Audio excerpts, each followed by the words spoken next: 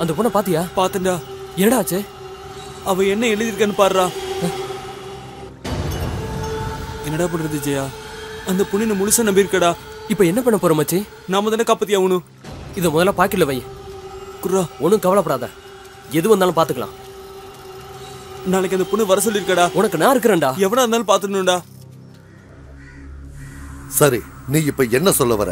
நம்ம ஆட்களோட போய் அந்த பொண்ணை தூக்கிட்டு வந்து நம்ம இடத்துல வச்சு பூஜை பண்ணிட்டா எல்லாமே சரியாயிடும். இல்ல, நம்ம இடத்துல வச்சு பூஜை பண்ணா நல்லா இருக்குமேன்னு நான் பார்த்தேன். அதுக்கப்புறம் சுவாமி, நீங்க இதுக்கு முன்னாடி மேஷராசிக்கு ஏதோ... நல்லா கேட்டுக்கோ. மேஷ லக்னத்துக்கு 7ஆம் இடம் துலாம். இது சுக்கிரனோட சொந்த வீடு. ரேவதி சாரத்துல லக்னம் இருக்க கூடாது.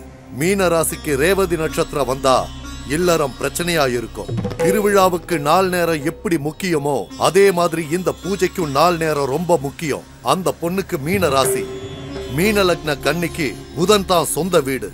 அப்படின்னா புதன்கிழமை முழு பௌர்ணமி வெளியே வரும்போதுதான் பூஜையை தொடங்குவாங்க.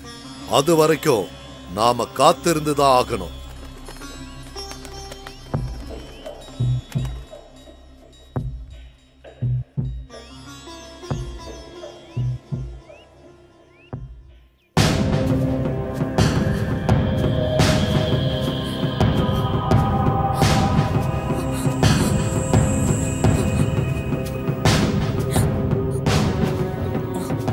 மேகலா, மேகலா, ஏன் அழுற? என்னாச்சு மேகலா? என்னாச்சுன்னு சொல்லு. சொல்லு மேகலா, உனக்கு என்னாச்சு? மேகலா, அழாதம்மா. என்னாச்சுன்னு சொல்லு. அழாத மேகலா. சொல்றது கேளு, அழாதன்னு சொல்றேன்ல. சொல்லு, என்னாச்சு? தெரியுமா, அன்னைக்கு கேட்டீங்கல்ல? ஆமா, இப்ப தெரிஞ்சுக்கிட்டு. மேகலா, என்ன இங்க இருந்து கூட்டிட்டு போயிடுங்க. சரி சரி, கூட்டிட்டு போறேன்.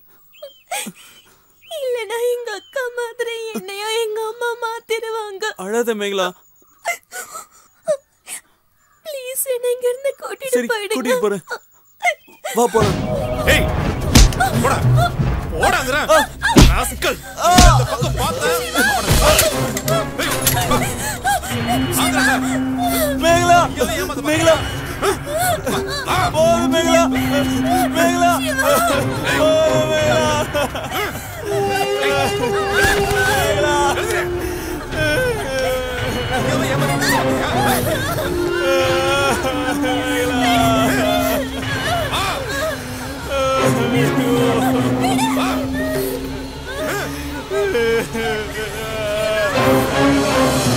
இந்த பூஜையை நாம சிறப்பா செய்யணும்னா சில கர்மம் எல்லாம் நாம செஞ்சுதான் ஆகணும்.